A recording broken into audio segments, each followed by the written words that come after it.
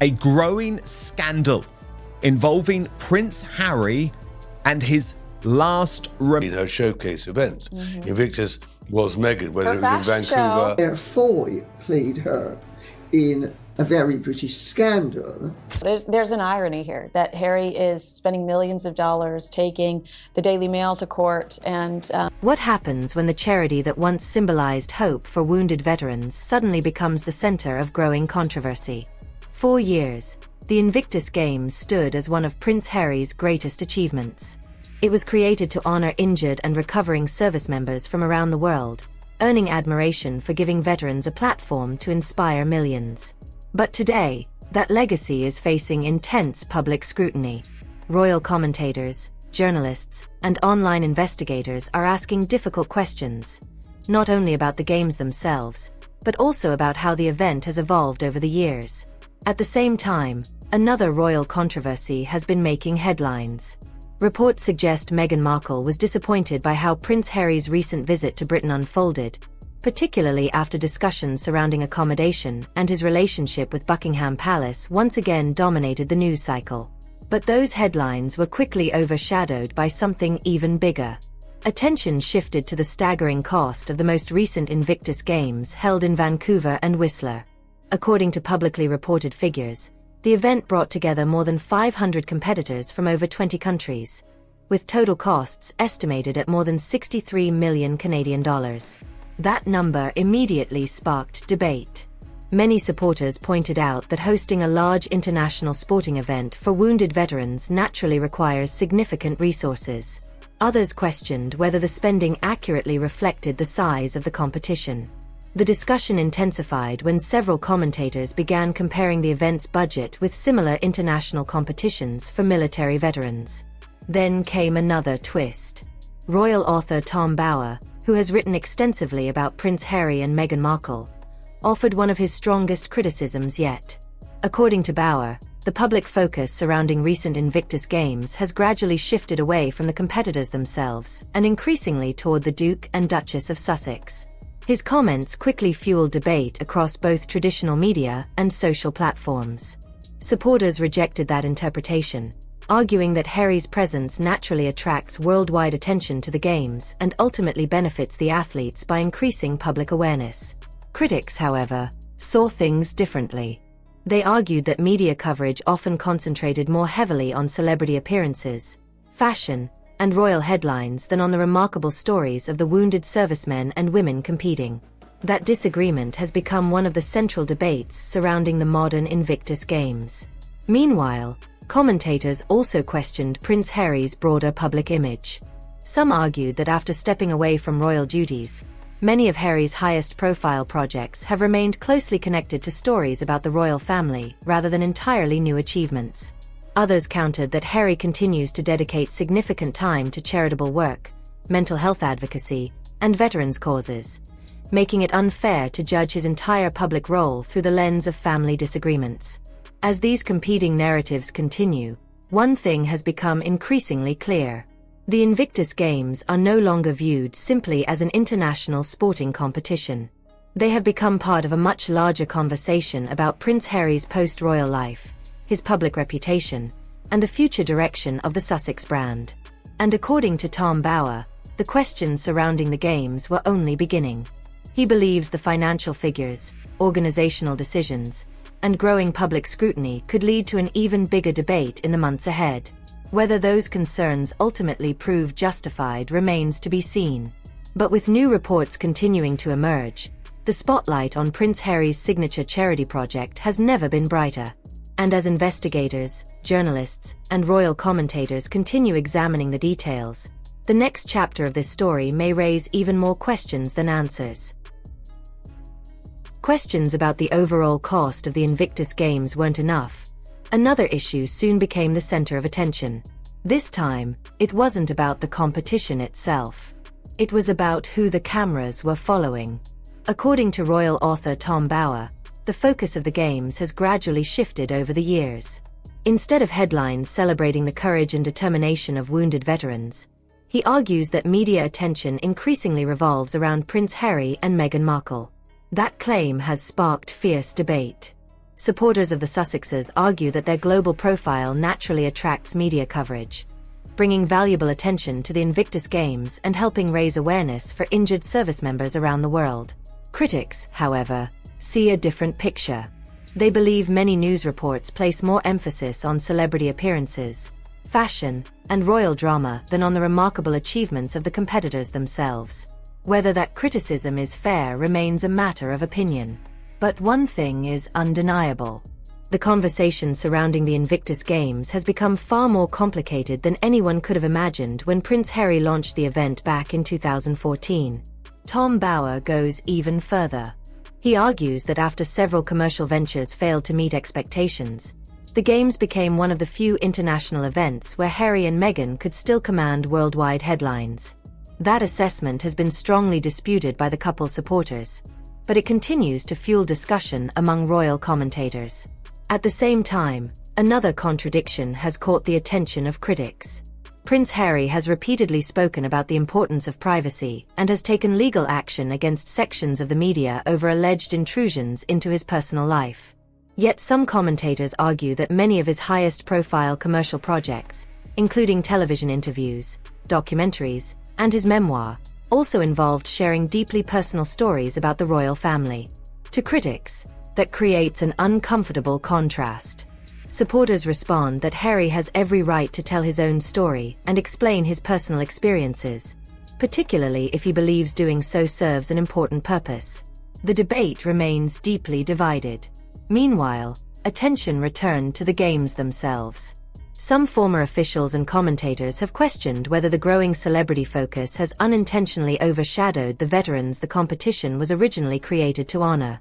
Others reject that criticism entirely, pointing out that thousands of wounded servicemen and women continue benefiting from the confidence, rehabilitation, and international recognition the Games provide. That difference in perspective has become one of the defining conversations surrounding Invictus. Then another controversy emerged. Reports surfaced suggesting that some organizers and former insiders were unhappy with how the event had evolved in recent years. Those reports quickly spread across media outlets and social platforms, adding fresh pressure to an organization already facing intense public scrutiny. At the same time, discussions surrounding the overall cost of the Vancouver Games continued to grow. Commentators began comparing publicly available financial figures with those of other military sporting events around the world. Some believed the higher costs could be explained by the scale of the international event, accessibility requirements, security, logistics, ceremonies, and global broadcasting.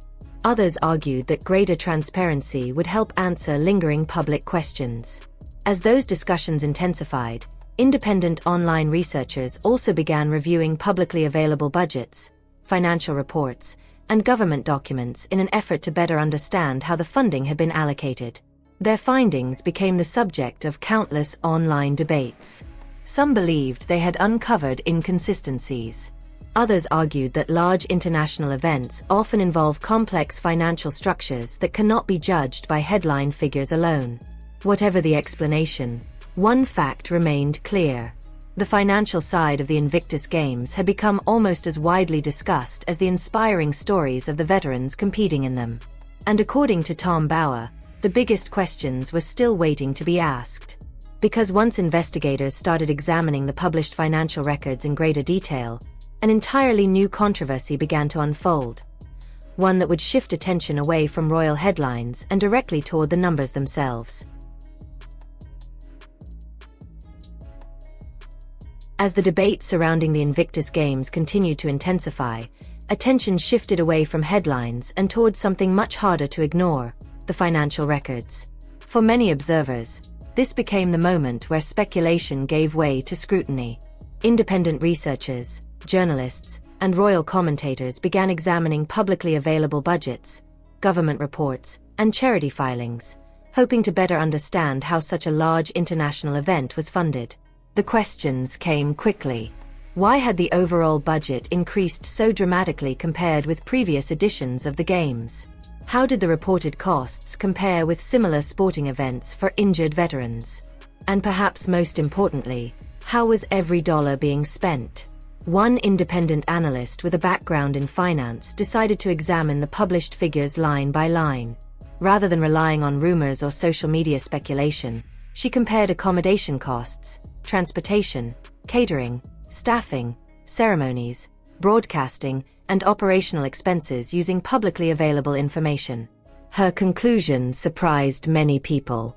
She explained that while major international competitions are naturally expensive to organize, she found it difficult to reconcile every reported expense with the overall budget that had been made public. It was an observation, not proof of wrongdoing, but it immediately fueled further discussion online. Supporters of the Games urged caution. They pointed out that large international sporting events involve countless behind-the-scenes costs that are not always obvious to outside observers, including security, accessibility requirements, venue preparation, insurance, technology, and logistical planning. Critics, however, argued that greater transparency would help strengthen public confidence. The conversation became even more heated when attention turned to government funding. Public records showed that Canadian government agencies contributed substantial financial support to help stage the Vancouver and Whistler Games. For many people, that naturally raised expectations of accountability and openness regarding how public funds were allocated. As commentators continued examining the available documents, another issue generated widespread attention. Some sections of official paperwork appeared to contain redactions. Government documents are often partially redacted for legal, commercial, or privacy reasons. But those missing sections quickly became a source of speculation across social media. Some online commentators viewed the redactions as routine administrative practice.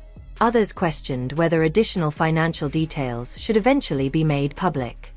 At this stage, no official finding has concluded that the reported costs were improper. Nevertheless, the lack of complete public information allowed competing narratives to grow. For supporters, the Invictus Games remained one of the world's most important rehabilitation programs for wounded service personnel. For critics, unanswered financial questions continued to demand closer examination. Meanwhile, another statistic attracted significant attention. Commentators compared the Vancouver Games with other international military sporting competitions, suggesting that some comparable events reportedly operated on considerably smaller budgets. Supporters responded that direct comparisons can be misleading because every event differs in scale, number of participating nations, infrastructure, accessibility standards, broadcasting arrangements, and local operating costs. Even so, the comparisons became impossible to ignore.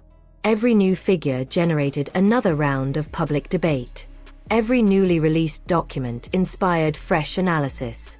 And every unanswered question encouraged even more speculation. According to Tom Bauer, the controversy was no longer limited to royal headlines. It had become a broader discussion about governance, transparency, and public trust.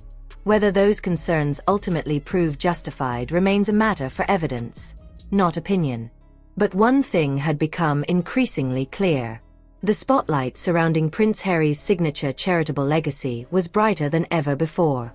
And as investigators, commentators, and members of the public continued studying the financial records, an even more controversial chapter was about to emerge.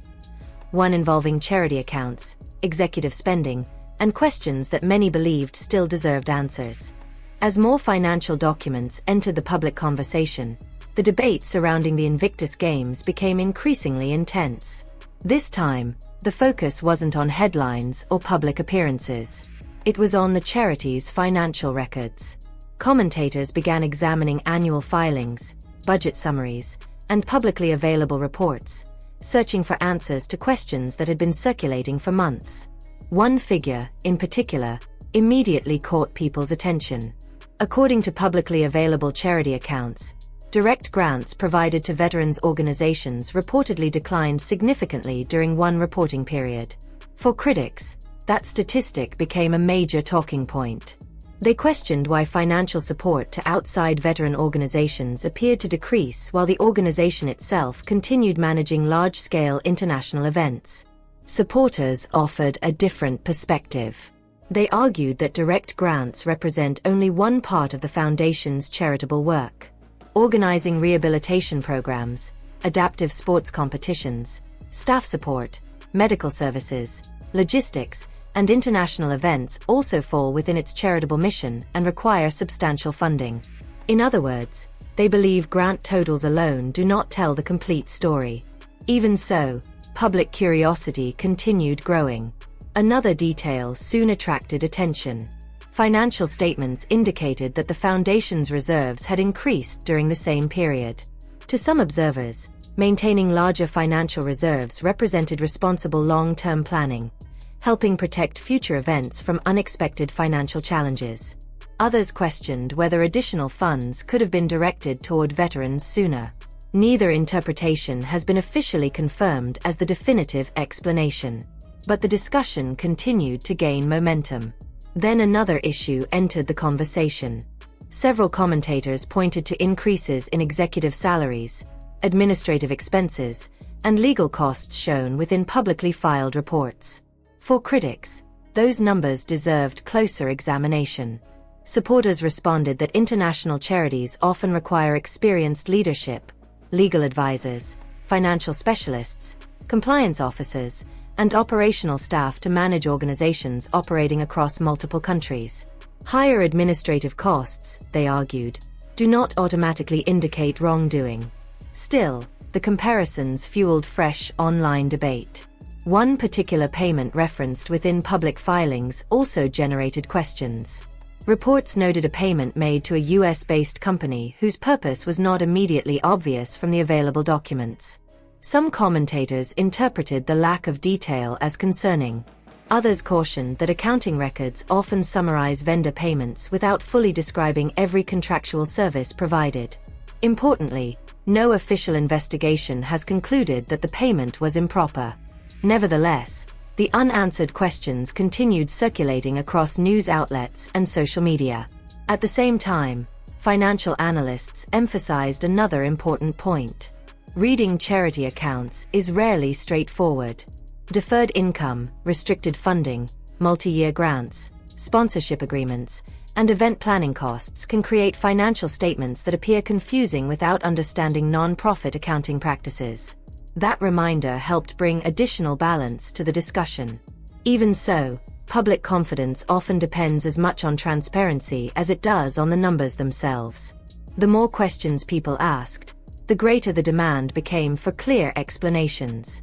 According to Tom Bauer and several other royal commentators, the controversy surrounding Invictus was beginning to extend far beyond Prince Harry himself.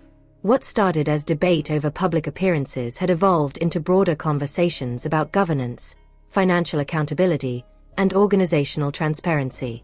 Whether those concerns ultimately prove justified remains for evidence, not speculation, to determine. But one reality had become impossible to ignore. The Invictus Games, once almost universally celebrated as one of Prince Harry's greatest achievements, had become the subject of one of the most closely watched debates surrounding his post-royal life. And as even more reports emerged from former insiders, sponsors, and commentators, the controversy appeared far from over. The next chapter would shift away from spreadsheets and financial statements, and toward the people behind the organization itself, where questions about leadership, sponsorship, and the future of the Games would become even harder to avoid. As financial questions continued dominating the conversation, another development began drawing just as much attention. This time, it wasn't about budgets. It was about confidence. For any international charity, public trust is one of its most valuable assets. Once that confidence begins to weaken, every decision, every announcement, and every financial report receives far greater scrutiny than before. According to several commentators, that's exactly what has happened to the Invictus Games. Attention gradually shifted toward the people responsible for managing the organization. Some former officials and observers publicly expressed concerns about the direction of the Games, while others defended the Foundation's work and emphasized the positive impact it continues to have on wounded veterans around the world. The debate quickly became polarized. Supporters argued that organizing an event of this scale requires difficult decisions, experienced leadership, and substantial financial resources. They pointed to the thousands of service members who have benefited from the Games since their creation. Critics, however, believed the organization owed the public greater transparency. As discussions intensified, another issue entered the spotlight: corporate sponsorship. Major international events rely heavily on private partners to help cover enormous operating costs. Without strong commercial support, staging future competitions becomes significantly more challenging. Reports began circulating that some long-time sponsors had chosen not to continue their partnerships after previous agreements expired. Those reports immediately fueled speculation. Some commentators interpreted the changes as evidence that businesses were becoming more cautious. Others noted that sponsorship agreements naturally end, and companies frequently adjust their marketing priorities for reasons unrelated to controversy. No official statement suggested that every sponsorship decision was connected to public criticism. Nevertheless, the timing prompted widespread discussion. Then attention shifted toward Birmingham, the host city for the next Invictus Games. Preparing an international sporting event requires years of planning, fundraising, and coordination between governments, non-profit organizations, corporate partners, and local authorities. Commentators questioned whether securing sufficient financial backing would become more difficult amid the growing public debate. Supporters remained optimistic. They argued that the Invictus brand has earned international respect over more than a decade and continues to inspire veterans, families, volunteers, and supporters across the globe. Critics remained unconvinced. They believed the organization faced one of the most important credibility tests in its history. Meanwhile, Prince Harry found himself at the center of yet another conversation. For many people, Invictus represents his most meaningful achievement outside the royal family. Unlike interviews, documentaries, or publishing projects, the games were created with a humanitarian purpose that has positively affected thousands of lives. That is precisely why the recent controversy has generated such intense interest. If questions surrounding governance and finances remain unanswered, commentators argue that Prince Harry's personal reputation could also be affected, regardless of whether he plays any role in the foundation's day-to-day financial management. Supporters strongly reject that conclusion. They point out that the foundation is governed by its own leadership structure and financial oversight processes, not by Prince Harry personally. That distinction is an important one. Even so, in the court of public opinion, perception often shapes headlines as much as facts. Every new report, every interview, every financial document, every sponsorship announcement, each one adds another layer to an already complex story. According to Tom Bower and other royal commentators, the future of the Invictus Games may depend not only on continuing its remarkable work for wounded veterans, but also on maintaining public confidence through openness and accountability. Whether the organization successfully overcomes these challenges remains to be seen. But one thing is certain: the conversation surrounding Prince Harry's most important charitable legacy is far from over. And as preparations continue for the next games, the decisions made behind the scenes could prove just as significant as the competitions taking place on the field. As preparations for the next Invictus Games gathered pace, the conversation expanded beyond finances and sponsorships. People began asking a much bigger question. Could the organization restore the confidence that had made it one of the world's most respected sporting events for wounded veterans? For over a decade, the Invictus Games have represented resilience, recovery, and determination. Countless competitors have spoken about how the event helped rebuild their confidence, strengthen friendships, and rediscover purpose after life-changing injuries. Supporters argue that those stories should remain at the heart of every discussion. But critics believe that recent controversies have made that increasingly difficult. Several royal commentators suggested that public attention has become divided between the inspiring achievements of the athletes and the constant headlines surrounding Prince Harry and Meghan Markle. Whether fair or not, they argue that the Sussexes' global profile now shapes much of the media coverage surrounding the games. Others strongly disagree.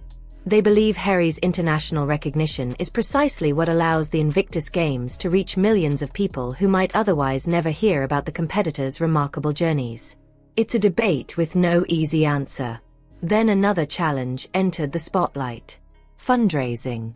Large international sporting events require years of planning and substantial financial backing. Corporate sponsors, government partners, charitable donations, and private supporters all play essential roles in making the games possible. Royal commentators noted that attracting long-term sponsors may become more challenging whenever an organization becomes the subject of ongoing public controversy. That doesn't necessarily mean support is disappearing. But it does mean every partnership is likely to receive closer public attention than before. Meanwhile, Prince Harry continued facing questions about his own future role. Since founding the Invictus Games in 2014, the event has become the charitable project most closely associated with his public identity. Many supporters view it as his greatest contribution outside royal life. Critics, however, argue that protecting that legacy now requires more than inspirational speeches. They believe the organization must continue demonstrating transparency, responsible governance, and a clear focus on the veterans it was created to serve. Supporters respond that those principles have always been central to the Foundation's mission and caution against drawing conclusions based solely on commentary or incomplete information. As the debate continued, one reality became increasingly apparent. Public perception can change remarkably quickly. Years of goodwill can be challenged by only a handful of difficult headlines. At the same time, a single successful event can restore confidence just as rapidly. That may be the opportunity now facing the Invictus Games. If future competitions once again place the spotlight firmly on the competitors, their families, and their extraordinary stories of recovery, many believe the recent controversy could gradually fade into the background. After all, the true purpose of the Games has never been royal headlines. It has always been about the courage of men and women who refuse to let injury define their future. Whether that message once again becomes the dominant story remains to be seen. According to royal commentators, the coming months could prove critical, not only for Prince Harry's charitable legacy, but for the future reputation of the Invictus Games themselves. As new sponsorship announcements, organizational updates, and public appearances continue to unfold, one thing is certain. The world will be watching closely. And the next chapter of this remarkable story may ultimately be written not by commentators or critics, but by the veterans whose resilience inspired the Games in the first place. As the controversy surrounding the Invictus Games continued to dominate headlines, the conversation reached a turning point. The biggest question was no longer about one financial report or one sponsorship agreement. It was about the future of Prince Harry's most important legacy. For more than a decade, the Invictus Games have been recognized as one of the most meaningful initiatives supporting wounded and recovering service members. Thousands of competitors have described the event as life-changing, offering confidence, friendship, and a renewed sense of purpose. No matter where people stand on the recent controversies, few dispute the positive impact the Games have had on countless veterans.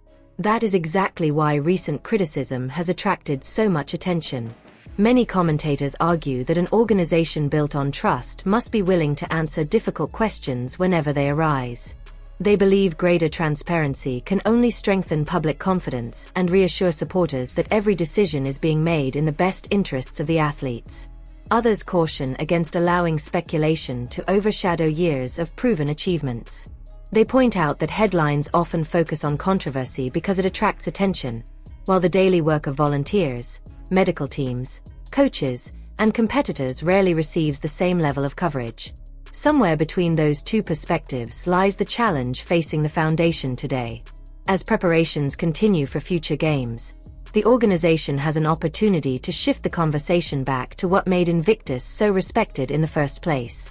Not celebrity appearances, not royal headlines, but the extraordinary resilience of the men and women who wear the Invictus uniform. Meanwhile, Prince Harry faces his own crossroads. Since stepping away from royal duties, he has pursued several business ventures, media projects, and charitable initiatives. Some have achieved significant success. Others have received mixed public reactions. Yet throughout all those changes, Invictus has remained the project most closely associated with his public identity. For many supporters, it represents the best example of what Harry hoped to accomplish beyond the royal family. For critics, It has become the standard by which his leadership will continue to be judged. That reality places enormous importance on every decision made in the years ahead.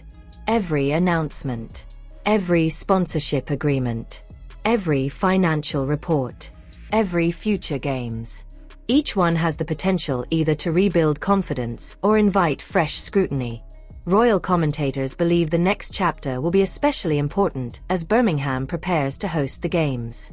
Success would remind the world why Invictus earned global admiration in the first place. Failure would almost certainly intensify the criticism already surrounding the organization. Only time will reveal which path lies ahead. What remains undeniable is that the athletes deserve to remain the heart of this story. Their determination, their courage, their recovery. Those are the reasons the Invictus Games captured the world's attention long before controversy entered the picture. As this story continues to unfold, new reports, official statements, and future events will shape public opinion in the months ahead. One thing, however, is already clear. The discussion surrounding Prince Harry, the Invictus Games, and their future is far from over. And as more developments emerge, the world will continue watching to see whether the focus returns to the remarkable veterans who inspired this movement, or whether the surrounding controversies will continue to dominate the conversation.